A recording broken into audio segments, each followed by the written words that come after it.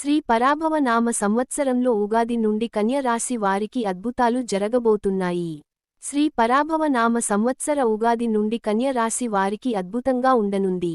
ముఖ్యంగా ఈ రాశిలో గురుగ్రహం సంచారం మిశ్రమ ఫలితాలను అందిస్తుంది.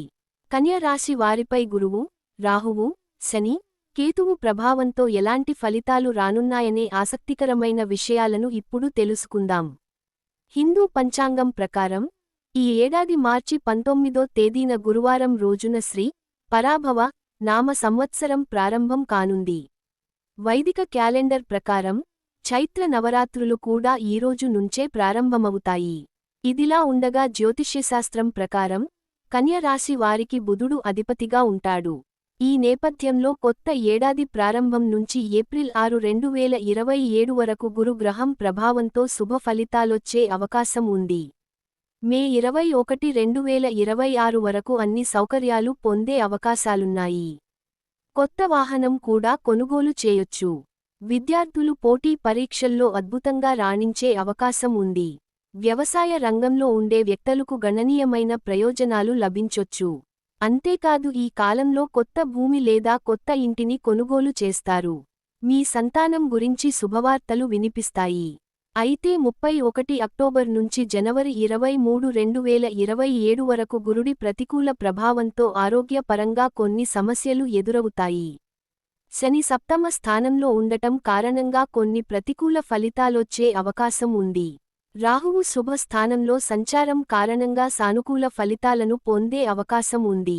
ఈ సందర్భంగా తెలుగు నూతన సంవత్సరంలో కన్య రాశి వారికి ఆదాయపరంగా, ఆరోగ్యం, కుటుంబ జీవితంలో ఎలాంటి ఫలితాలు రానున్నాయనే ఆసక్తికరమైన విషయాలను మాటల్లో తెలుసుకుందాం.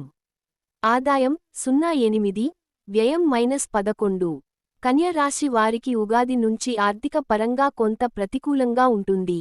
ఈ రాశి వారికి శుక్రుని అనుగ్రహంతో ఆర్థిక పరిస్థితి మెరుగుపడే అవకాశం ఉంది. మరోవైపు గురుడు ఏడాది ప్రారంభం నుంచి జూన్ 2, 2026 వరకు పంచమ కోణంలో ప్రభావం చేయడం కారణంగా కొంత డబ్బును పొదుపు చేయడంలో విజయం సాధిస్తారు. అయితే ఇదే సమయంలో కొంత ఖర్చులు కూడా పెరిగే అవకాశం ఉంది. అక్టోబర్ 31 తర్వాత గురుడి సంచారం ఆర్థిక పరంగా అనుకూలంగా ఉండకపోవచ్చు.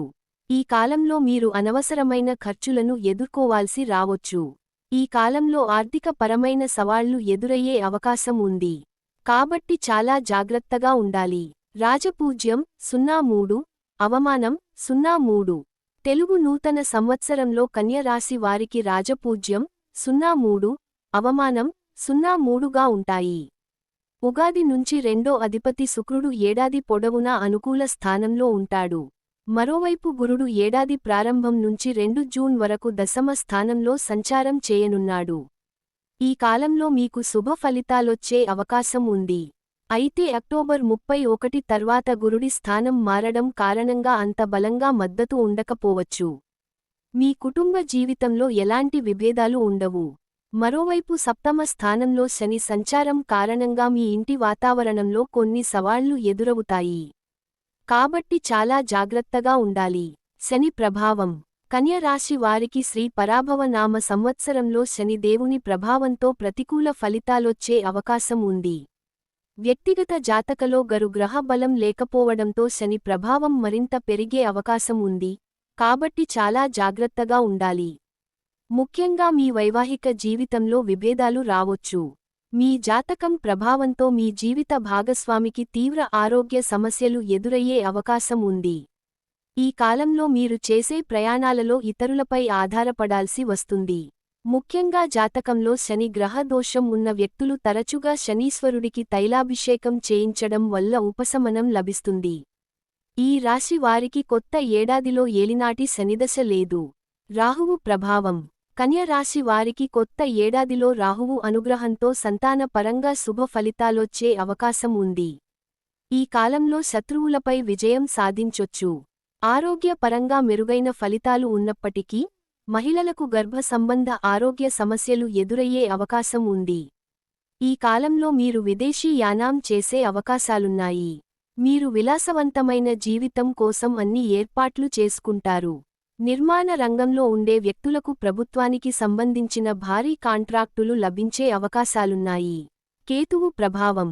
కన్య రాశి వారికి శ్రీ పరాభవ నామ సంవత్సరంలో కేతువు కారణంగా మిశ్రమ ఫలితాలొచ్చే అవకాశం ఉంది. కేతువు అనుగ్రహంతో వ్యాపారులు కొత్త ప్రణాళికలు రూపొందించే అవకాశం ఉంది. దాని నుంచి మంచి లాభాలు కూడా పొందొచ్చు. జనవరి, ఫిబ్రవరి 2027 నుంచి మరిన్ని ప్రయోజనాలు కలిగే అవకాశం ఉంది. విద్యా పరంగా కన్య రాశి వారికి ఉగాది నుంచి మెరుగైన ఫలితాలొచ్చే అవకాశం ఉంది. ఈ రాశి నుంచి గురుడు 4వ స్థానంలో సంచారం చేయడం కారణంగా విద్యార్థులు తాము చదివే కోర్సులో మంచి విజయం సాధించడానికి మరింత కష్టపడాల్సి ఉంటుంది. కొత్త ఏడాది ప్రారంభం నుంచి జూన్ 2, 2026 వరకు విద్యార్థులకు సానుకూల ఫలితాలొచ్చే అవకాశం ఉంది. ఆ తర్వాత అక్టోబర్ 31 వరకు గురుడు బలమైన స్థితిలో ఉంటాడు. ఈ కాలంలో విద్యా కార్యకలాపాలకు చాలా ప్రయోజనకరంగా ఉంటుంది. విదేశాలలో విద్యను అభ్యసిస్తున్న వారికి సమయం అనుకూలంగా ఉంటుంది. వ్యాపార పరంగా కన్య రాశి వారికి కొత్త ఏడాదిలో వ్యాపారంలో మిశ్రమ ఫలితాలొచ్చే అవకాశం ఉంది. ఈ ఏడాది ప్రారంభం నుంచి జూన్ 2 వరకు సప్తమ స్థాన అధిపతి గురుడు దశమ స్థానంలో సంచారం చేయనున్నాడు. ఈ కారణంగా మీకు వ్యాపారంలో సానుకూల ఫలితాలొచ్చే అవకాశం ఉంది. జూన్ 2 నుంచి అక్టోబర్ 31 తేదీ వరకు 11వ స్థానంలో సంచారం చేయడం కారణంగా అత్యంత శుభప్రదంగా ఉంటుంది. ఈ కాలంలో వ్యాపారులు మంచి విజయాలు సాధించే అవకాశాలున్నాయి.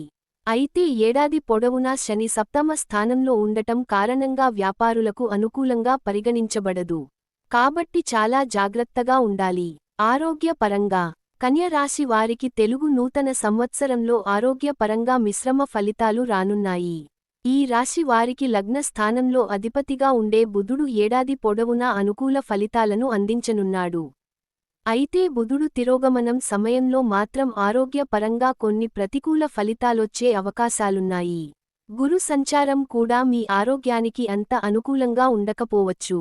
అయితే జూన్ 2, 2026 నుంచి అక్టోబర్ 31, 2026 వరకు గురు గ్రహం కారణంగా సానుకూల ఫలితాలొచ్చే అవకాశం ఉంది.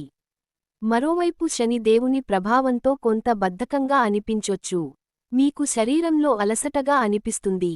కాబట్టి ఈ కాలంలో మీ ఆరోగ్యం పట్ల ప్రత్యేక శ్రద్ధ వహించాలి.